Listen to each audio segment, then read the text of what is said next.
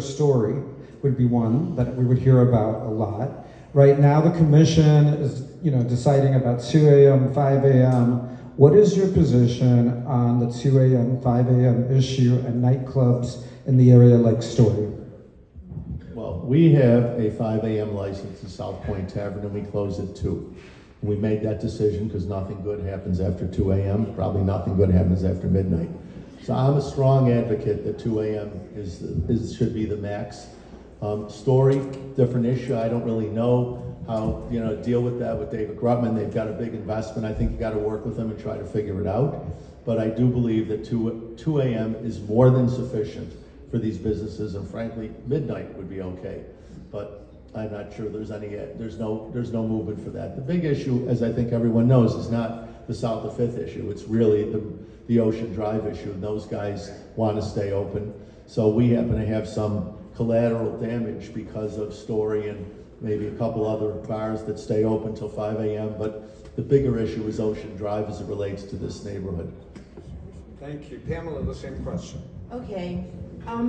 This is a very difficult question to answer. I'm also on I belong to a committee, the Citizens Police Committee, so we have local people that join our police forces, and I work with the police officers, and I know most of them.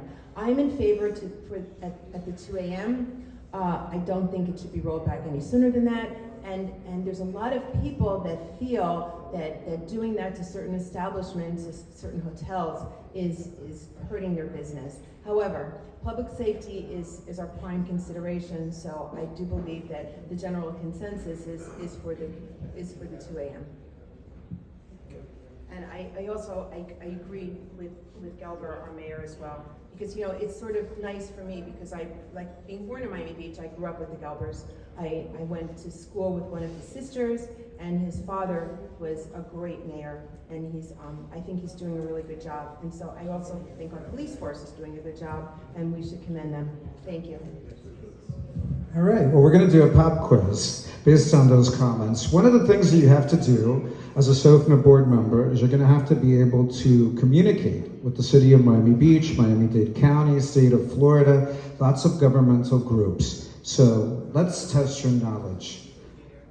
Pamela, how many members of the City of Miami Beach Commission are there, and how many can you name? Oh, we have a recent... Can we name the good ones? Well, Alex Fernandez is one of the new... Oh, okay. Okay. Alex Fernandez is one of the new ones. You're one of the old ones. I like to think I'm young, but yes, I'm one of you. As one of the other ones. And I think the commissioners I think they have they're all doing a very, very good job. Don't you think so? Do you miss it, Michael, by the way?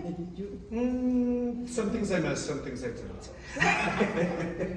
Jordan, do you know how many members of the commission are there? 7? Do you know who they are? No, I don't. Actually, other than Mayor Galver, Christian Rosen Gonzalez. The mayor's not a commissioner. He's a voting member of the city commission, as a matter of fact.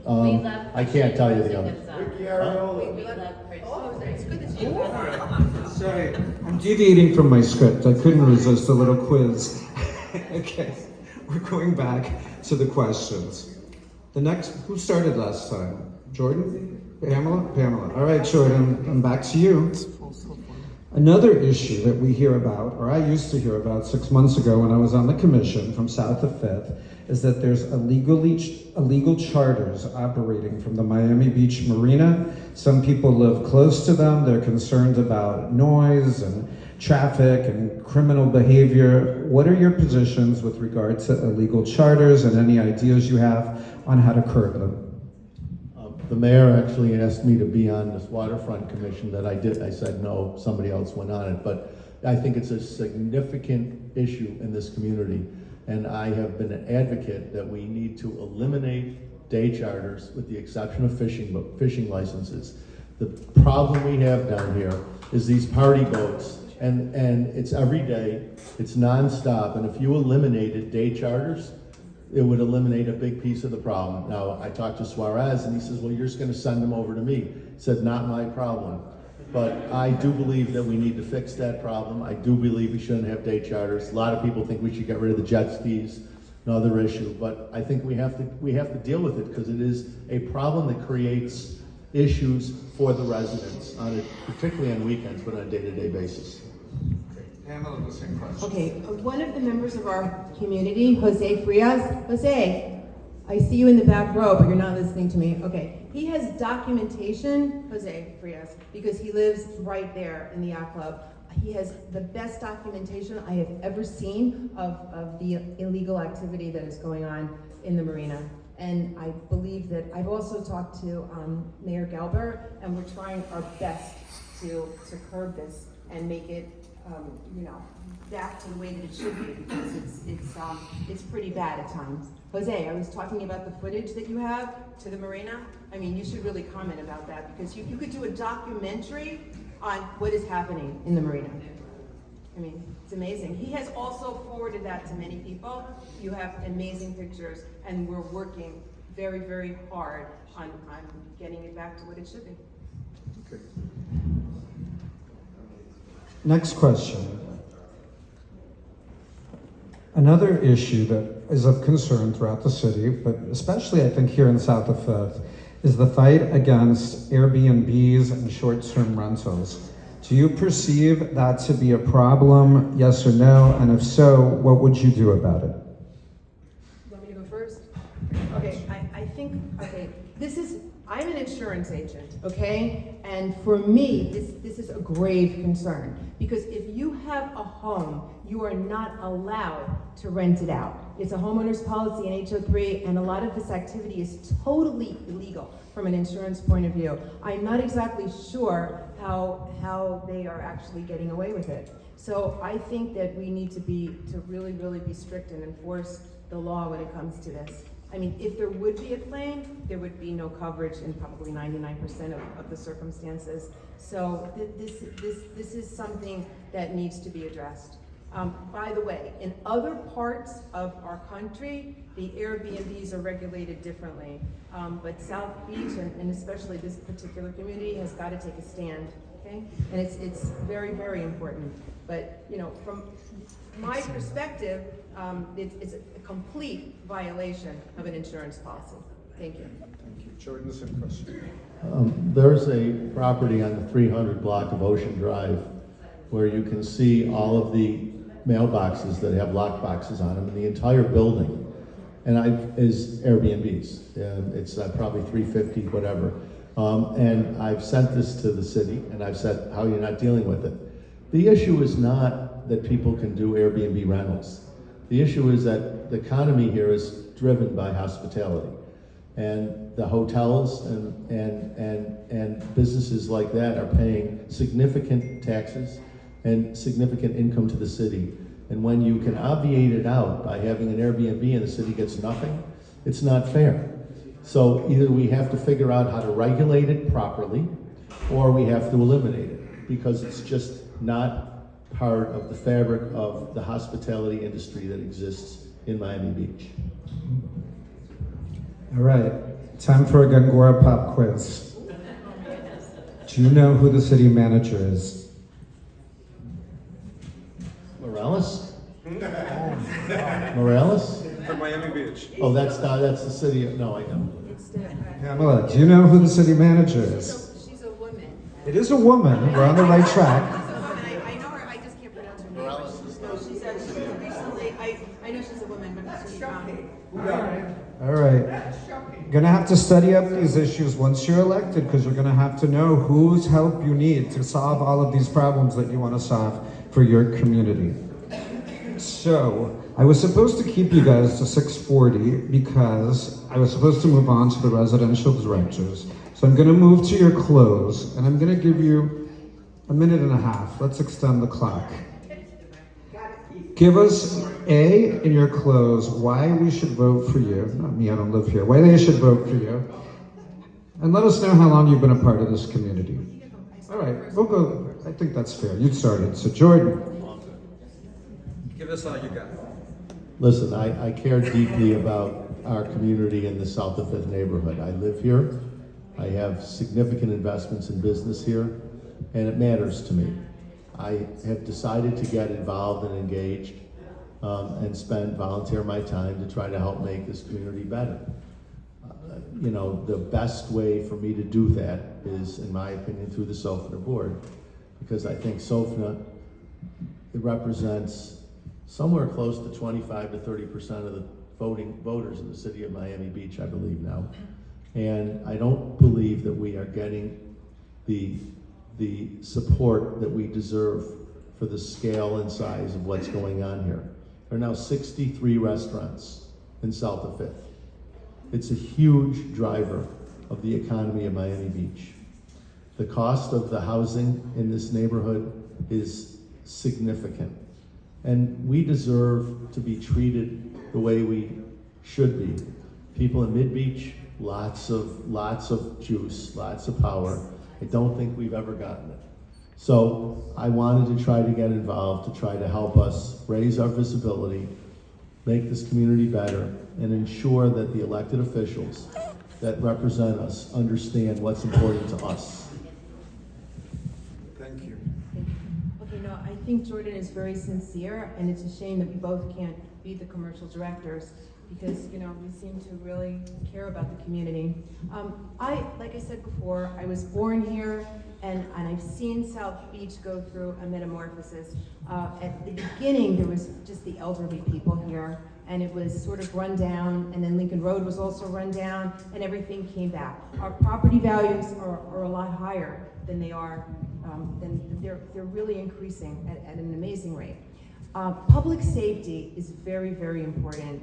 And I look back and I see the community and I see the way that I grew up here. So I have just a heartfelt desire to keep the community great and to rid it of all the problems that we have, like with the marina and certain things. And I work with the police department almost every day on a daily basis, because I'm a member of the Police Citizens Relations Committee.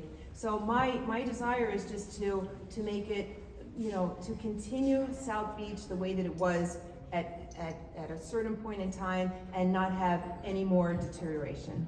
Thank you. Thanks. All right, since we're having a Zoom issue, I'm going to do another pop-up. You're not quite done yet. I'm going to take one audience question for you. Who has a juicy question that they want to ask? All right, you raised your hand first, so I'm coming back to you. So I'm wondering how much reasonable zoning. Wait, who are you first? Oh, you want to introduce myself? My name is Christopher Lucy. I live at TH-A6. That's on Alton Road at Ronald.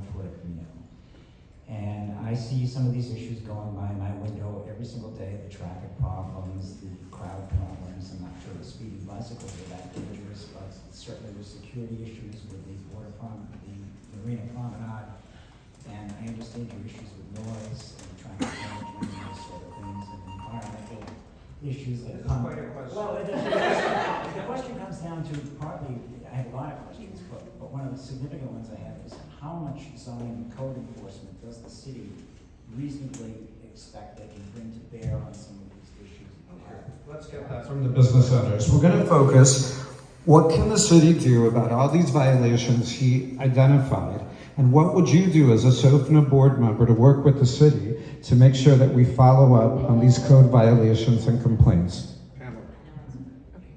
Well, first of all, we have to, I would have to see the actual itemized code violation. And we have a very good system here. We have a very good mayor. We have, you know, a good infrastructure. And I think that we can address all of them and resolve them. I mean, there's no reason that we have to worry about this. I also think that, you know, our police department is very, very good, and we should really applaud them. You know, they're doing a very, very good job in this community. But you have to, the code violations and so forth, you have to look at them from a legal point of view and see exactly what it is and so forth. You know, I'm not an attorney, but I would take it to the proper channels and we would resolve them. I gotta be honest with you, I don't really have the foggiest idea about the code violations and what the city's code issues are. I do know that recently, there's a number of businesses been shut down south of 5th. Purple Lotus was shut down, Prima Pizza was shut down. And the city is doing a good job. I know what we went through at our restaurants and what we had to do in order to get open. And they're very good at what they do. If they're not doing their job, I think it is our responsibility as the SOFNA board or as residents to ensure that that happens. But candidly, most of that's through the electeds, and I think we need to continue to make sure that we have really good dialogue with the city commissioners, and when we figure out who it is, the city manager. Okay, for the record, the manager is Alina Hudak. It has been my pleasure. Hudak. Hudak. All right, with that said, these are your candidates for Commercial Director. Vote Monday. Thank you both for being here today. Or before. Two people, and they're all men. This is interesting. I'm gonna have them arm wrestle as a final item. But first we're gonna start with our opening. We're gonna go down the line and let everybody give you their 1-minute intro and tell us who you are, starting with Helmut Mueller. Good evening, everyone. My name is Helmut Mueller. I've lived in Miami Beach since 2008. I'm a transplant from Chicago, Illinois. I was on the board of directors at Ocean Point, which is where I live, 345 Ocean Drive. I did that position for about 6 years, and I've been trying to get a position here to I really want to try to work on the quality of life. I think one of my biggest priorities here in south of 5th is quality of life. That's all I have to say. Thank you. Thank you. Hi, my name is Mark Haskins. Originally from New York. I've been down in the Miami Beach area for about 10 years now, in South of 5th, full-time for about 5 years. My background is in law enforcement. I spent 25 years in law enforcement. People ask me what I do now, and I'm still trying to figure out what I want to be when I grow up, but right now I still manage about 100 investigators for the USDA. And my concerns are public safety and security. My wife and I live down here, my grandkids come down here, and in the 5 years I've been here, I've seen things decline rapidly lately. I think there's more that we can do. Several of the areas have been discussed, and I think if we work together, we can get these solved. No one person is going to have the answer to anything, and we have to rely on everybody to chip in and everybody do a part. And I just look forward to meeting more of you and your support. Thank you. Hi, I'm Ronald Starkman. I've lived on the beach since 2010. Here are the few reasons I have to ask to hopefully get your vote today. First is experience. With 8 years on the SOFNA board, I've heard from or spoken to hundreds of our neighbors and have a good sense of resident concerns and the things that make our neighborhood great. Also, I've personally fought for projects to improve lighting, landscaping, pedestrian safety, police and code enforcement, and to put limits on development. Second reason is relationships. These accomplishments were made possible by using the relationships I forged over many years with elected officials and city department heads, both from my time on the SOFNA board and in my service to the city as chairman of the budget committee and the audit committee. The mayor, commissioners, and department heads have all given me their personal cell phone numbers.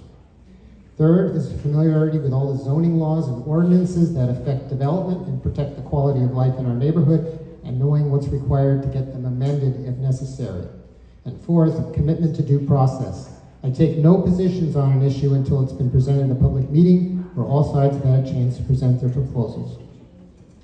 And finally, dedication. I'm comfortably retired, and I have the ability to dedicate a significant amount of time to this important job. Matthew. Thank you, and good evening, everyone. My name is Matthew Goltanov.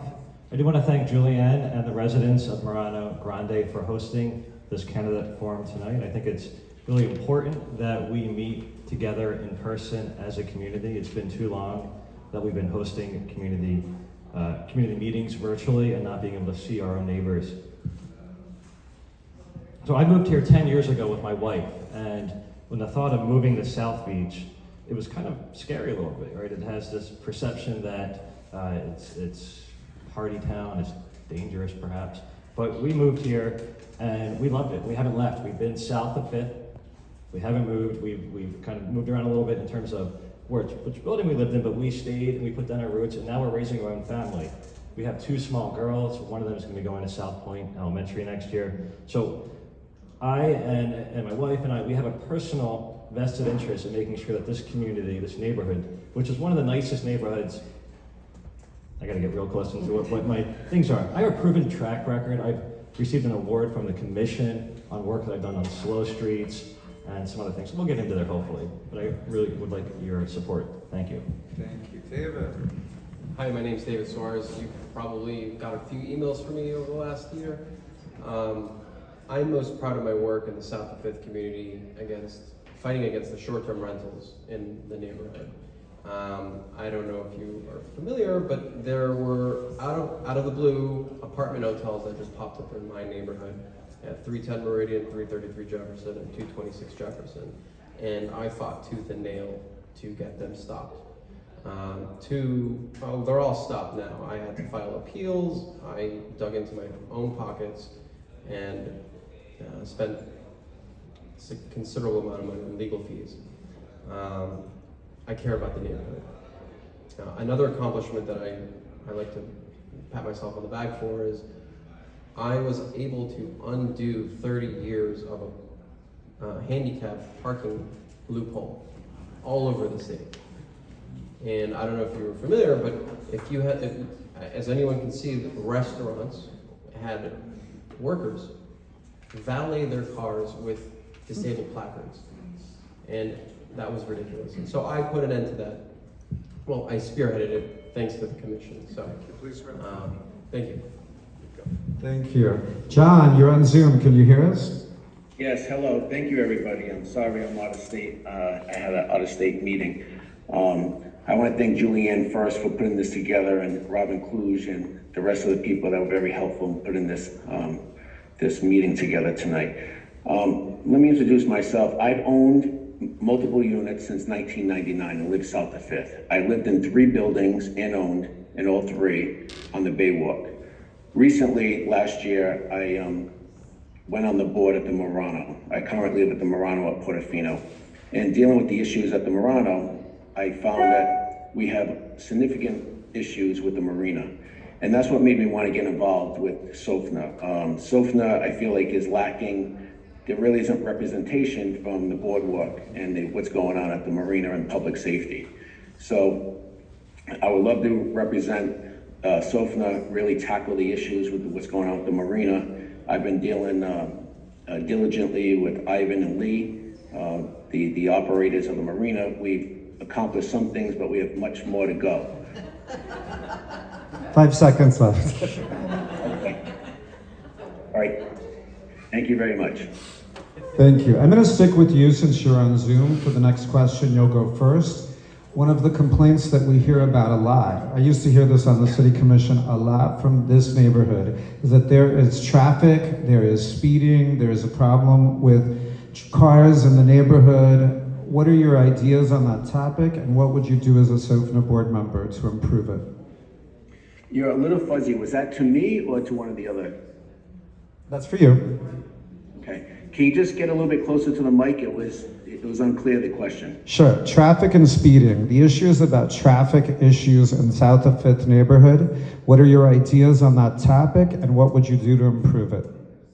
Yeah, I mean, it's a big issue, the traffic, and we have police is sporadic. We need better lighting where the crosswalks are. We need more cooperation with the police department. We need better enforcement. We really need to slow down traffic. I mean, with the school being on 5th Street between 5th and 4th, there just needs to be more coordination. I think we need to work more with the city and the police department and really deal with the issues of traffic.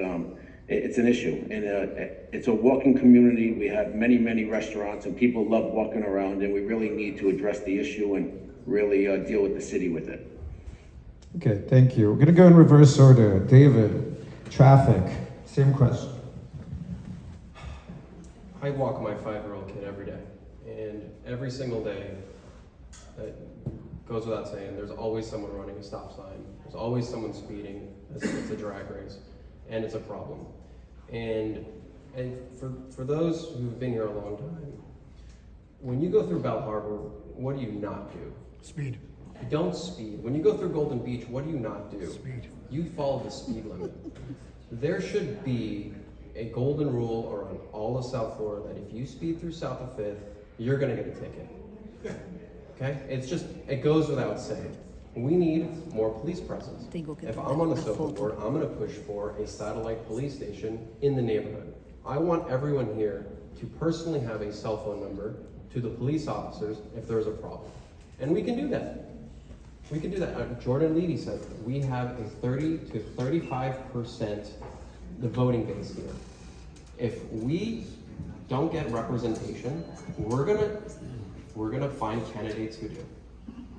Thank you. Matthew, it's impressive. And you have a fan picture of him. Thank you. I think this is actually a question that I'd be well versed in answering. Unlike a lot of folks who probably will give this response, I don't think enforcement is the key to solving our issue with traffic and traffic calming. I am a member of the city's Transportation Advisory Committee. I'm the founder of an organization, Better Streets Miami Beach, where we advocate for safer, more comfortable streets for people to walk, bike, and drive. We have a traffic calming study that's underway now south of 5th, and next month, the Transportation Department's going to present some options. Design is what's key. You cannot ticket, you cannot enforce your way out of this problem. We need to make sure that the city staff, who by the way, I have really great relationships with everyone in the Transportation Department and the Public Works Department.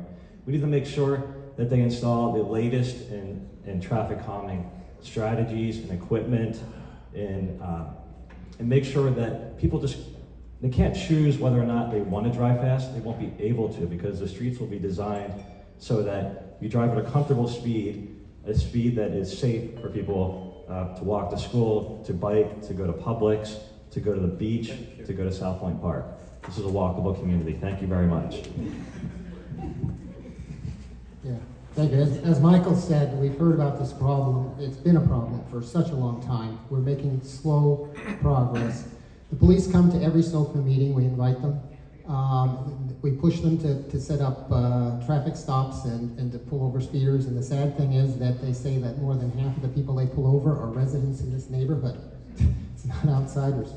Now, as Matthew mentioned, we advocated, we got support for funding to do a traffic calming study here. So I think that can help. Some of the changes that have been made already, like the brick paver crosswalks, were something that I championed. That make them more visible. The flashing pedestrian signs, we're looking to get more of those. So it's a combination of that, and unfortunately, we have to educate more of our neighbors that they need to be more respectful. Thank you. Well, all of these problems have been around for quite some time. We all know that. Some of the proposed solutions in traffic calming studies are all great, but they're in the future. And as everybody said, this has been going on for a long time. So anybody who believes that a study is going to correct this in the next year, the next 2 years, even the next 3 or 4 years, it's not. We need to look for something more immediate. And there are things we can do. For example, first in Alton here, I cross that probably 10 times a day like many people do. We have a flashing light. Great. Rely on that light, and I guarantee you're putting your own life at risk. Instead of putting a light there, a flashing light, why not a traffic light, a stop light, or a 4-way stop sign, 3-way, because you're not going to come out of the park. Then they're going to have to stop. It slows them down. Speed bumps, rumble strips, dips in the road, that'll ruin some people's cars. It's not going to solve the issue. We need to look and address problems now. Down the future, it's great, but we need to address things now. Hello, everyone, again. I'm going to stand because everyone else did, so it's kind of good. I'm going to be on a plane very shortly to go give my daughter away at a wedding this weekend. But anyway, as far as traffic, thank you. As far as traffic, I didn't give you guys any background. I'm a structural engineer. And from an engineering standpoint, traffic is a very easy solution. Speed bumps, cameras. They can have a lot of cameras appropriated all around all of the streets, more speed bumps. Not necessarily traffic lights in this small neighborhood, but I think speed bumps and cameras, not necessarily speed cameras, but cameras that actually monitor so that you don't have to have, because I know the police right now, especially in this whole Miami Beach neighborhood, are very busy. There's a lot of things happening and they can't always be here. And those cameras are monitored constantly. And I think that would be a great way for the police to know what's always going on here when they can't always be here. Thank you. Thank you. Thank you. All right, we're going to do another pop quiz, but this is going to be a different format because there's 6 of you. So this is going to be by a showing of the hands, and nobody fib, because I'm going to call on one of the people with their hands raised to actually answer the question. By a show of hands, who knows the name of the Miami-Dade County Mayor?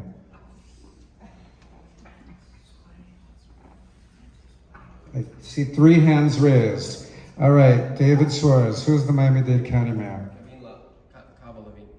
All right, close enough. Daniela Levine Cava. All right, let me see, by a showing of the hands, how many of you know who the county commissioner is in south of 5th?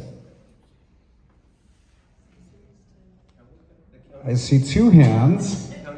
The county commissioner here in the south of 5th neighborhood. Okay, Matthew. Eileen Higgins, very good. Who might have left us, but now she's back. Read the newspaper. She dropped. All right. How many of you know how many commissioners there are on the county commission? All right, John, you got your hands raised. 6. No. Wrong answer. Well, 6 and the mayor is 7? No, this was the county. This was the county. The city does have 6 commissioners and 1 mayor. Yes. This was about the county. Maybe 11? Huh? 9 or 11? Matthew? 13. It's 13. Very good. How many of those 13 county commissioners represent areas in Miami Beach? Wow, somebody studied their government. How many? 2. All right, we know Eileen Higgins is one of them. If you got in the south. Since we're on this topic, who represents Miami Beach in the north? Sally Heyman. All right, we're going to do a civics lesson south of 5th. All right. Now that we are back on county questions, I'm going to ask you one that's going to be really important to your neighborhood. The county wants to bring a monorail over, they call it different things. I'm going to call it the monorail for our question. They want to bring high-speed transit monorail system connecting across the Macarthur Causeway. In 1 minute or so, what are your thoughts on this? Do you support it or oppose it, and why? Mark. I've heard about it. I haven't done a lot of research in it, but I will tell you, initially, I oppose it.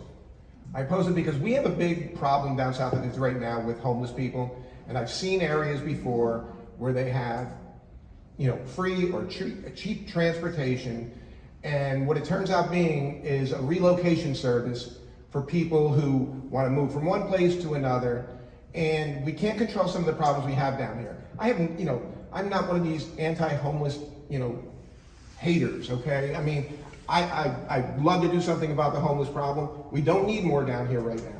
The mornings you walk, anybody who walks like I do, the public urination, the defecation, the sleeping, you're afraid to get your wife or your kids or your grandkids or your significant other to walk by. I think that's what this is going to bring. Unless someone can prove to me that there's a way to solve this, then I'm against it. Thank you. If you could pass the mic to Ron. Yeah, I'm also against it for a couple reasons. First of all, the design concept is that it's going to go only from the Genting, where they might have a casino at some point, they hope, to Miami Beach. So if you want to get on it and go to Brickell, you're going to have to change. It doesn't go all the way through. I think the people mover, if you're going to have a connection, it would be to extend it from the art museum down to our area. But they still also need to work out where they're going to put the stations and what the impact would be on the neighborhood depending on where they locate those stations. So, but I think public transportation generally is a good idea, but this one is by private interests, and it's going to be very expensive, and we're going to have to pay the operating costs over time, and they're quite high. Thank you. Matthew. Oh boy, I'm walking into a landmine right here. So what's the number one problem in this community that we hear? It's traffic. How do you fix traffic? Well, we can't build more roads, we can't widen our roads here on this little tiny island that we live on, but perhaps we could provide another option for people instead of driving a car, right? So I support having a train from the city of Miami over to the city of Miami Beach. What I don't support is a train that ends on 5th Street.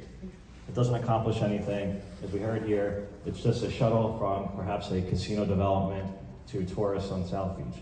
What I support is, and we saw a little bit of this while you were on the commission with Mayor Levine, I support having a true destination that will allow people to have the option of not having a car if they want to visit the city of Miami Beach. So that it would go from the city of Miami over the Causeway, and then perhaps up Alton Road, perhaps up Washington Avenue, and ending up at the convention center.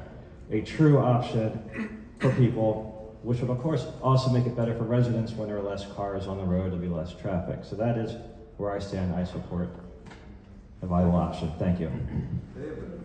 I am 100% against the monorail to Miami Beach. Unequivocally. If you go to the monorail in downtown Miami, it's dirty, it's disgusting. Yes, there's homeless people everywhere. But like Ron said, the initiative behind it is a casino company dumping in $250 million. Why would they be doing that?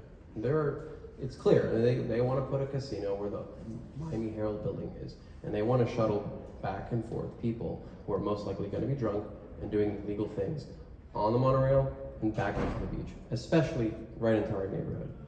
Not to mention that this is going to cause 5 years of traffic. I don't know if you guys remember, but when this bridge was getting redone, do you remember the horns and the traffic?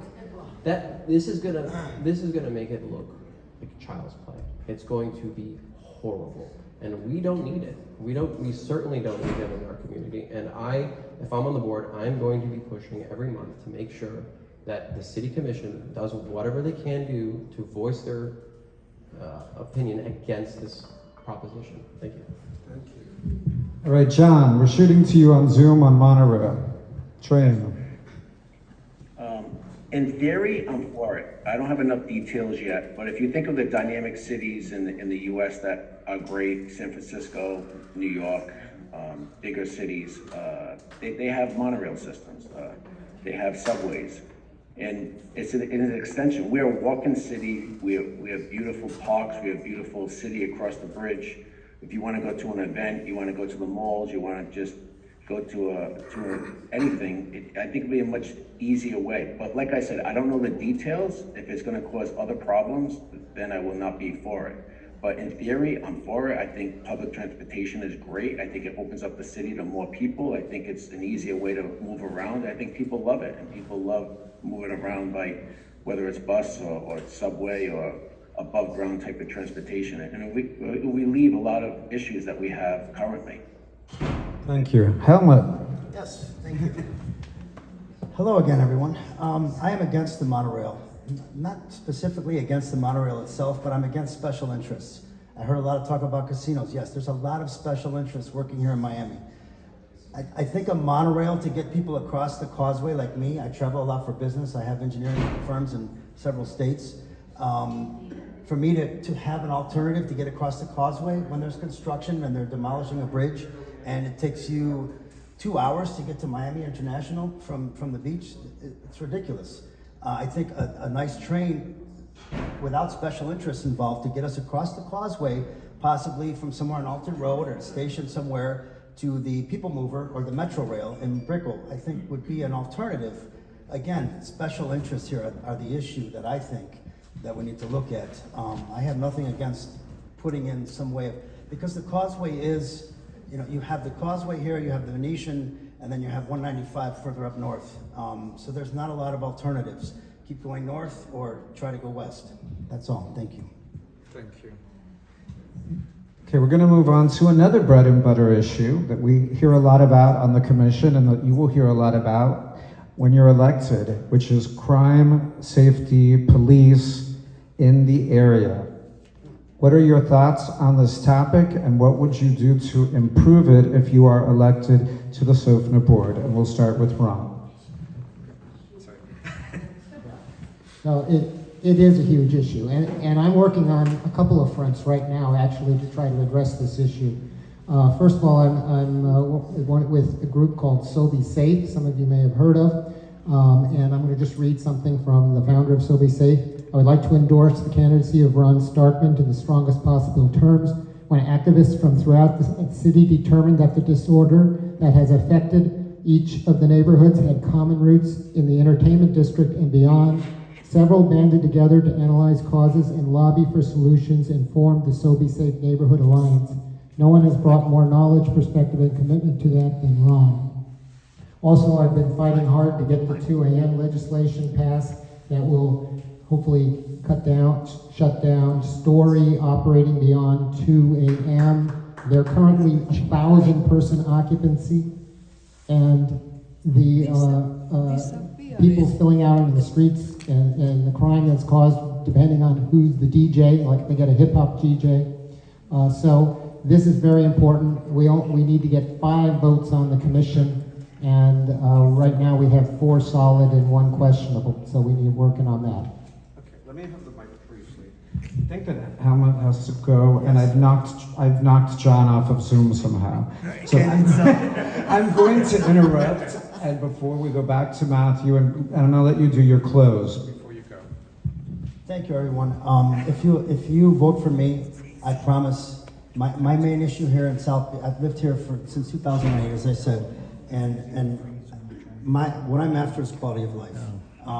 The question about the police, yes, I know what the problem here is with the police. I see it. I walk here every day, every night. I go for a walk. I know what the issue is. The issue is they don't arrest people. Nobody gets arrested.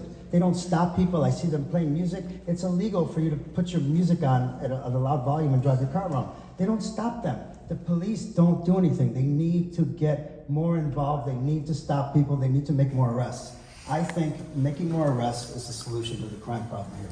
And if you vote for me, I will make that my stance on crime, and I will make sure that there are more arrests and that these things are taken care of, and people are not just let go. They have to be arrested. They have to be punished. Punishment, I think, is the key. Thank you very much. Good night, everyone. Thank you for allowing me to speak with you. Thank you. All right, now we're back to this regularly scheduled program, Crime and Safety, South of 5th. Matthew. So I think we heard from one of the commercial director candidates, there are over 60 restaurants or nightlife places down here. Since I moved here, more and more successful nighttime, or evening, nighttime, and late night establishments have opened up south of 5th. That is our number 1 concern. That is what brings the crime and the quality of life issues. It's not what happens at 12 o'clock in the afternoon, it's what happens at 12 o'clock at night. And you may not be aware, but there was a meeting, a SOFNA meeting at 4 o'clock this past Tuesday afternoon, and a new operator wants to get later, get special privileges to operate later than what they're allowed to. I mean, we have a problem right now. We don't need to invite more folks down here who can't abide by the existing rules that we have. So what I would say is that we need to focus on the mixture of commerce that we have down here and try to orient it more towards daytime activities and less on nighttime. Thank you. Okay, then. Yeah, you may want to ask me the questions. I only have a few minutes left before it boots me out again. I think. Sure, I'm going to take you right after David to answer about traffic. We'll get right to it. Oh, go ahead. We're ceding the floor. We're talking about traffic. I'm sorry, what are we talking about? Crime and safety. Crime and safety. Give us your answer, John.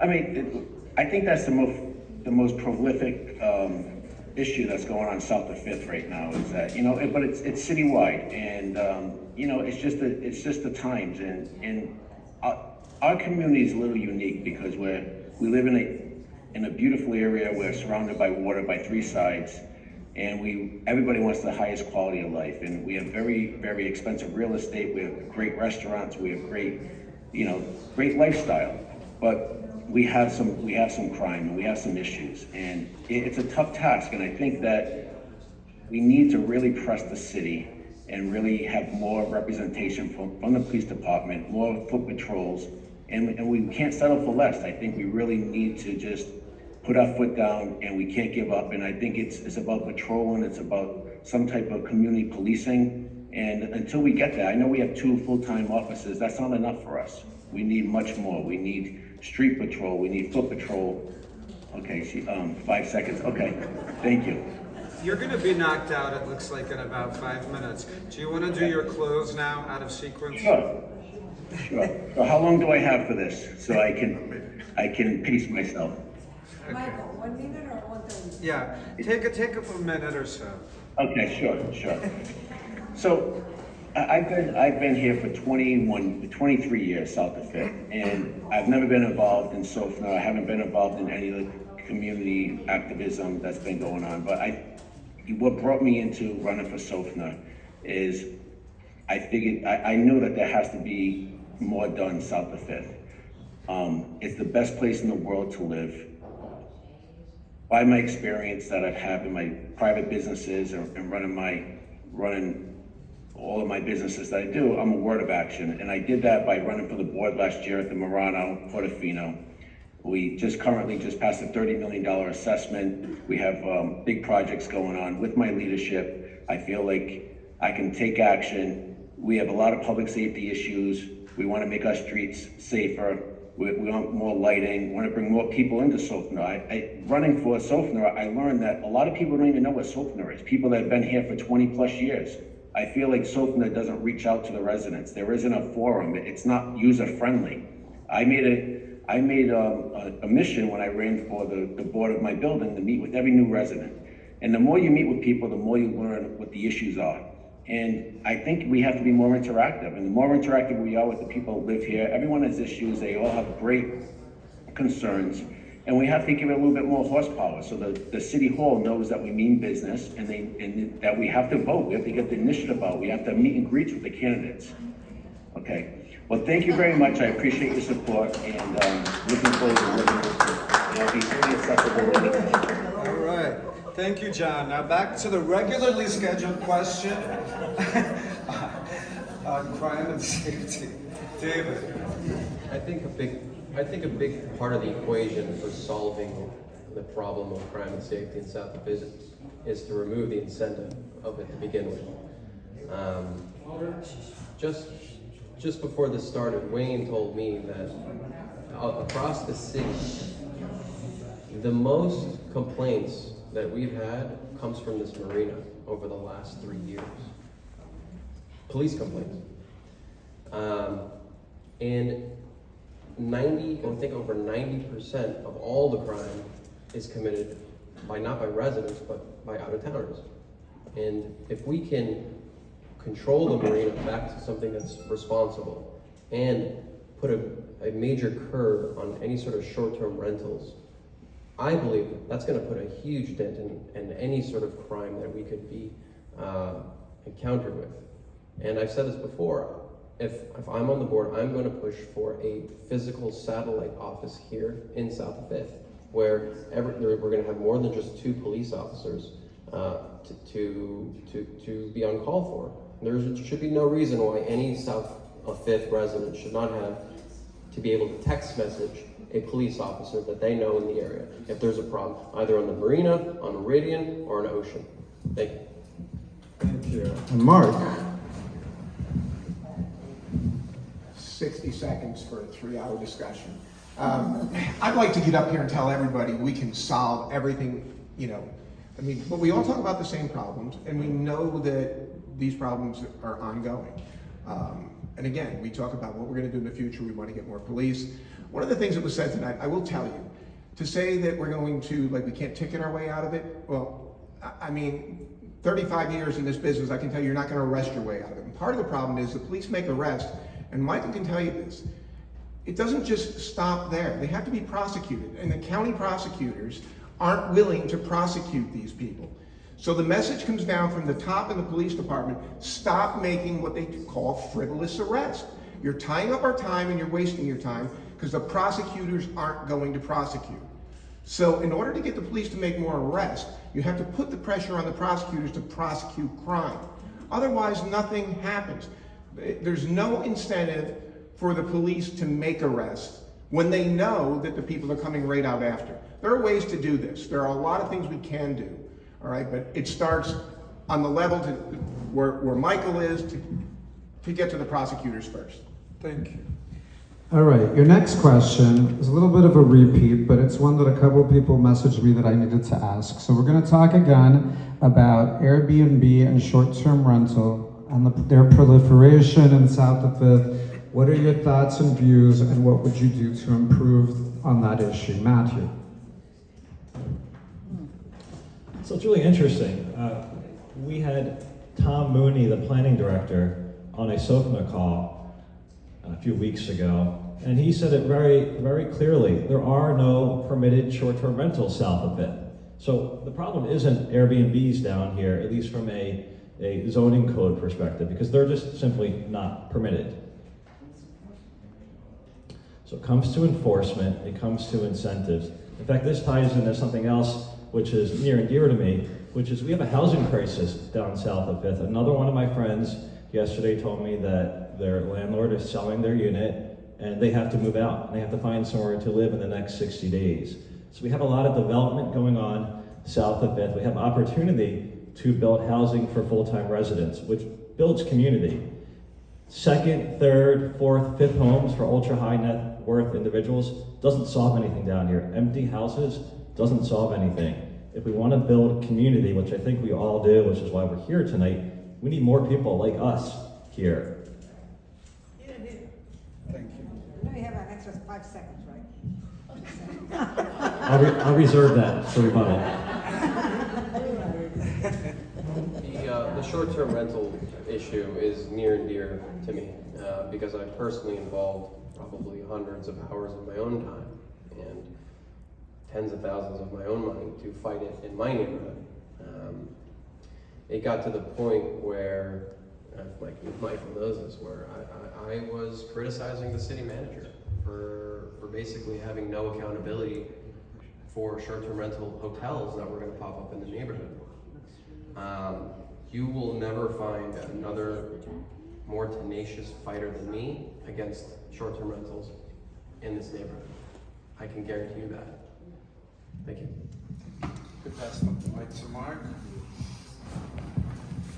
So, in the building where I live, we have a problem with Airbnb people. And like Michael and some of the other people said, it's not due to lack of, rules, regulations, code. They're very, very difficult to crack down on, especially when you're not dealing with somebody who owns multiple properties. If you own, let's say, 2 units someplace, and there's a 30, 90-day rent, these people are good at what they do. But in order to crack down on this, you really need people that are doing this full time. Code enforcement is busy. They're busy with, every other thing that goes on, from the businesses to the marina. They need to dedicate an office, somebody that just cracks down on short-term rentals. It's a full-time job. I mean, I challenge anybody, go on to, Google a building down here. There is not a building down here that will not pop up on Airbnb. Somebody is renting their place. And that's not even taking into consideration what David's talking about, the bigger buildings in the hotels. So we could go on to that. You're going to pass it to Ron. Yeah. Same question. Yeah, thanks. So Matthew's right, short-term rentals are not permitted south of Fifth, but the issue is one of enforcement. We have spent many, many hours at the commission talking about this issue, and the commission actually passed a law that had fines going up to $20,000 for short-term rentals, and then it got knocked out by the courts. So one of the key tools that we had to regulate short-term rentals was taken away, and the state has also now prohibited any additional legislation on short-term rentals. So we can't do anything new to further restrict them. The best we can do is to continue to work with Code, we now have a dedicated code officer for South of Fifth. David brought to attention this issue of apartment hotel conversions, where somebody could convert an apartment building to a hotel as long as they left 1 unit as a residence. And we were able to get legislation passed in August, a special session to close the loop on that. And we also continued to put obstacles in the place of all the people who are currently operating, at least everything we could legally do. But well, we've made some progress, but it's still a big problem, like roaches. All right. We're going to do one quick raise of the hand question. The commission looks like they are taking away any exemptions for businesses to stay open past 2 a.m. from what I've been watching, but they seem to be struggling at the commission level about what to do, since we had a straw ballot question and the voters voted by majority to close and stop alcohol sales at 2 a.m. subject to whatever reasonable exemptions the commission determines. So there's kind of like three ideas. I'm gonna melt them into three. We're gonna see where you are. A is 2 a.m., shut down all alcohol sales in Miami Beach, period. No exemptions. Option B is, yeah, we're gonna shut down at 2, but if you're in a big hotel, if you're in a certain neighborhood, if you've been operating for a certain amount of time, we're gonna create exemptions to leave certain businesses open till 5 and shut others at 2. And option C is, we're just going to legalize what's there, make it stricter for them to be there, and not let any more businesses, let's say open till 5, all new businesses till 2. How many of you are with A? How many of you are with B? How many of you are with C? David, you didn't vote. There's a reason why. Which one are you? I'm a none. It's a hand raise. I don't believe in any of them because I think they're all destined to failure. What I think the right approach is to put a new referendum forward. And Okay, but that's not an option. You're gonna play the game. He's none of the above. He wants to put it back. This is another idea, to put it back for a binding referendum question. What is the question? The question was, do you want to shut everything at 2? I think he says he wants to go back to the voters and get a new referendum question. No exception. No. All right. We're short on time. I'm supposed to be done, so we're going to move on to close. Let's give the guys a minute and a half each to give us your... you want to ask a question, Wayne? All right. I like Wayne, so we're going to take him as our one audience question. Thank you very much, Michael. And, you know, you're as handsome as ever. I can't wait till you're mayor. I can't wait till you're mayor. So, here's my question. So, we have 2 major properties south of 5th that would impact this community the most out of all the questions tonight. And that is the marina property that's publicly owned and Nikki Beach that's publicly owned. So those properties, if it went to, you know, a true open bid, and the city never does that, they give it to friends at 80% discounts, like the marina last time, would be worth $1 billion combined. But it would impact the continuum in a major way, but Nikki Beach already does. So that lease is up in, I don't know, 3 or 4 years, I think. Sooner. So I know that is in Gilbert's mind right now, right? So what is our position as to what we're gonna do with that property? And additionally, I know the marina is gonna come back up because they never give up, right? That's it. You get one question. Nikki Beach, what are you Well, going no, to do? those two things, those 2 properties. Those 2 properties. What is your position on those 2 properties? Is it gonna be a condo? All right, Blocking Nikki, our views. what are your positions with regard to Nikki Beach and to the Miami Beach Marina? David Suarez, you're on the hot seat. I have a boat here at Miami Beach Marina. I'm on A pier. I know full well of the mayhem that happens here on a daily and hourly basis. I don't think Suntex is holding up their end of the deal as far as being a good neighbor. I think if they are going to be up for a vote or up for renewal in 3 or 4 years, we should. No, they're up to 30 years. Let's talk about Nikki Beach is 3 years. Okay, so let's go back to Nikki Beach then. From what I've heard on that side of the beach, they're a nightmare. And everyone around there hates the noise, hates the scene. And we should have an operator that's a good neighbor. And we should have in place, if someone is going to renew or take over Nikki Beach, whoever the current operator is, what their name is, there should be contingencies in place. There should be noise checks, and then have them be based on actual decibel readings, not based on code. I just want to break in because I want you to understand. No, wait, this isn't interactive. You gotta talk to them. I gotta let them understand. So they're gonna sell No, that no, no, property no. off. Wayne, I'm moderating. You're gonna talk to them afterwards while we have a glass of wine. All right, Mark. We have 30 minutes of Okay, so as far as Nikki Beach, I don't know enough about, I mean, I know what Nikki Beach is, trust me, but I don't know enough about the property itself. I may be wrong, but somebody had once told me, and somebody here could correct me, that that property is actually, you know, protected or something under some state law that they can't build condos on. I don't know if that's true. Again, so I don't know enough about it. I'm against any more high rises along the beach there. As far as the marina goes, I think the marina's a problem. The bigger problem is when everybody was asleep one night, all their buildings became public parking because of the marina.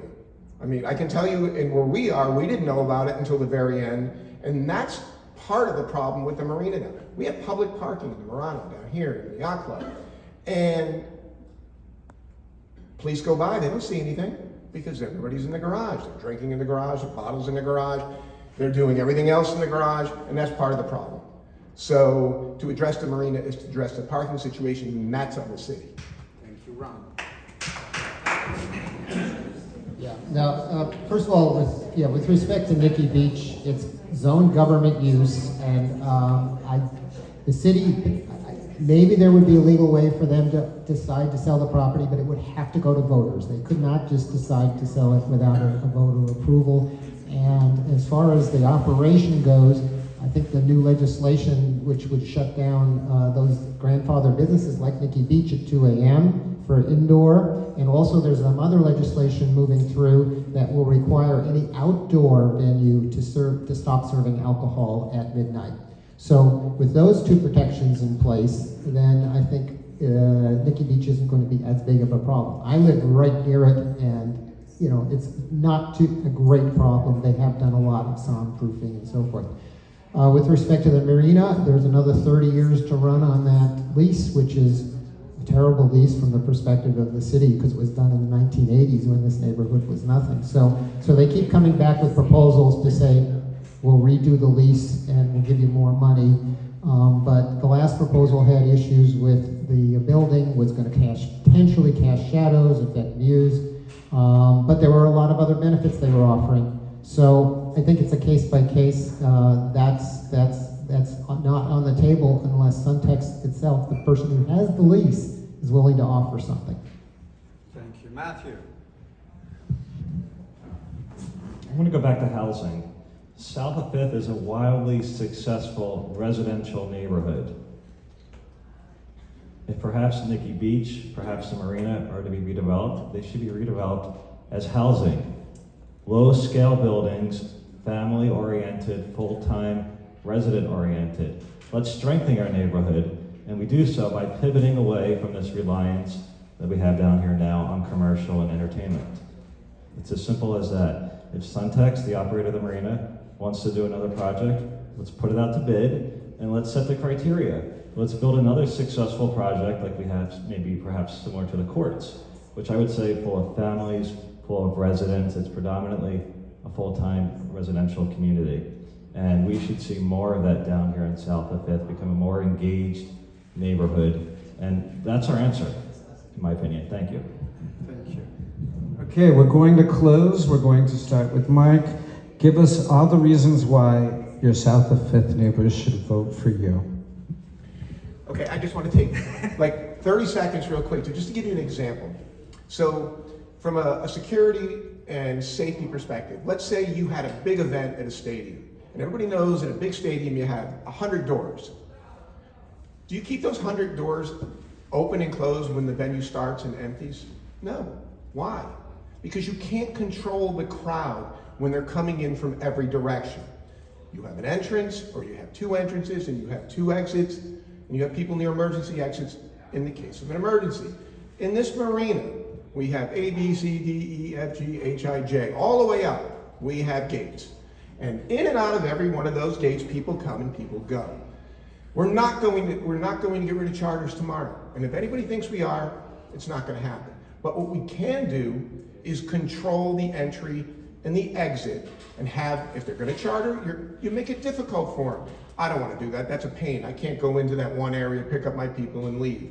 Because eventually you can force people out, but you get them to conform. So, and that's just an example of a solution, rather than just saying we're going to crack down on this or we're going to do this. It's something that you can do, and it's pretty simple to do. But I thank you for listening to me today, and I would appreciate your support. But whether or not I win, lose, I will remain active in the public safety and the security of this neighborhood, because I'm not going anywhere. I love the neighborhood, I love the people here, and I thank you for the time. Yes, and thank you everyone for really taking an interest here, because that's one of the most important things, is that people come to SOFNA meetings and take an interest in the neighborhood. That's how we do our business, that's how we get to be successful. And I see a number of members, SOFNA people like Claire and Brian now, and others who've been in the trenches with me for many, many years. And a lot of problems have been solved. The ones you're not hearing about today are all the ones that we solved. What's left are the ones that we haven't been able to solve yet, although we're chipping away at them and we're getting better at it.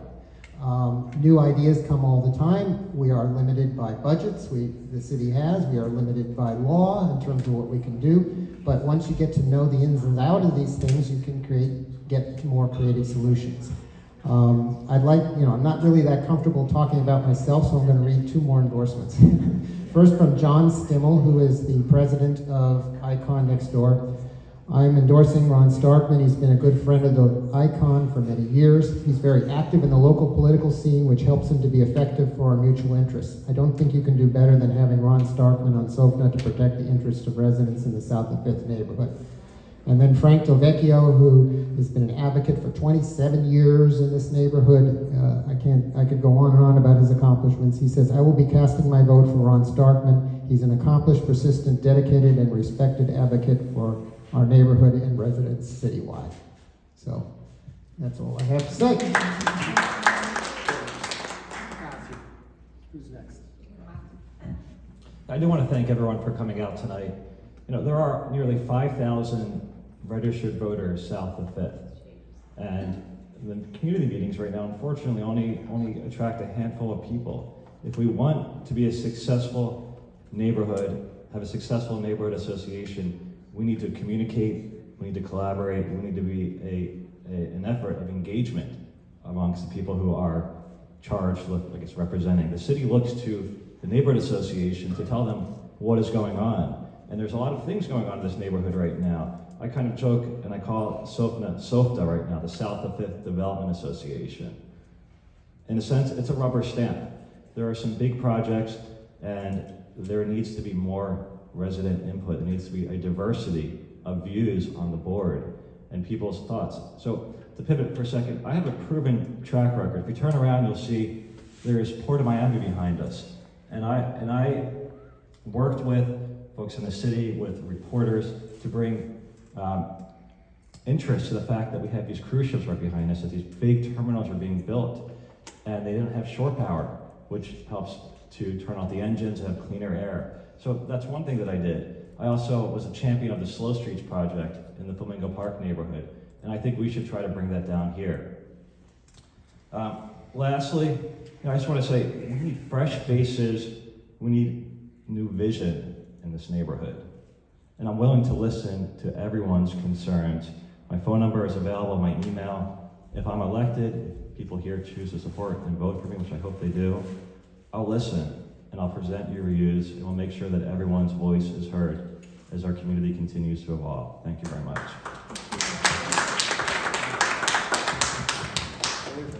I think the one thing that SOFNA is missing is a central point where people can access and sign up. There is no website. When I was fighting the short-term rental debacle in my neighborhood, the first thing I did was set up a website.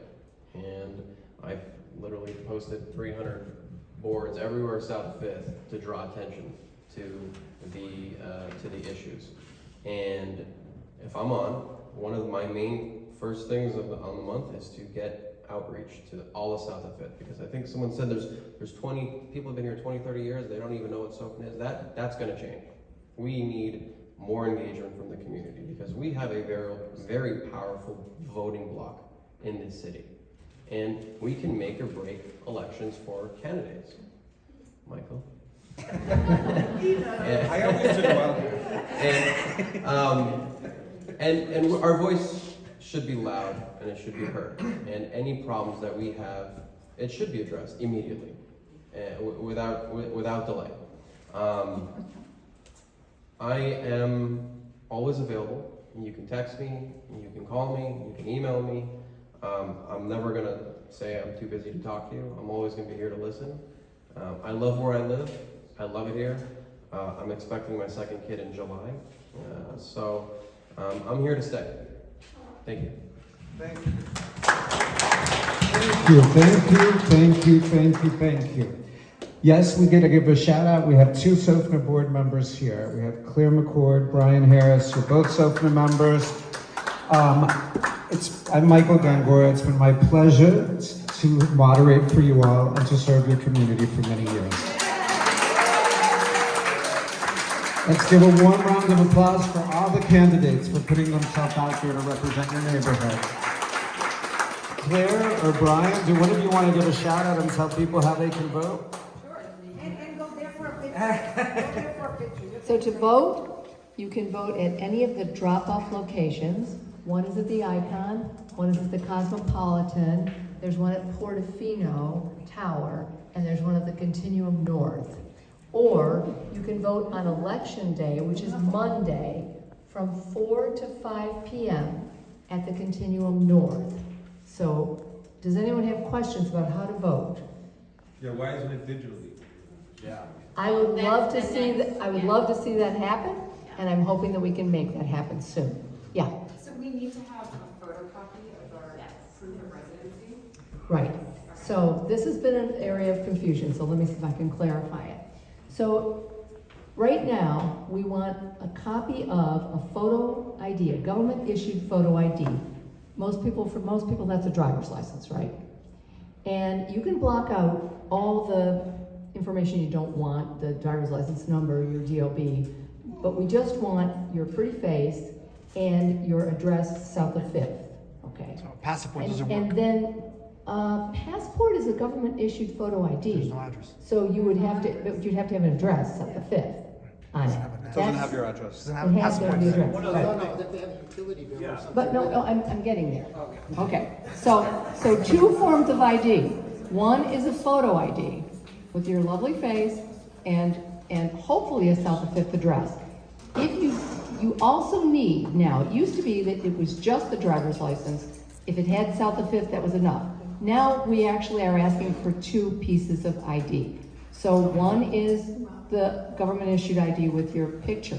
The other is a utility bill or a tax bill, something that has your current residence south of 5th and is a current. For instance, I printed out my FPL bill from this month, okay? So that it shows that you now reside here. And again, you can black out anything that you don't want people to see, how much you paid or what your account number is or any of that. So 2 forms of ID, 2 envelopes. You take your ballot, you mark it, you put it in an envelope, you can mark the envelope ballot, right?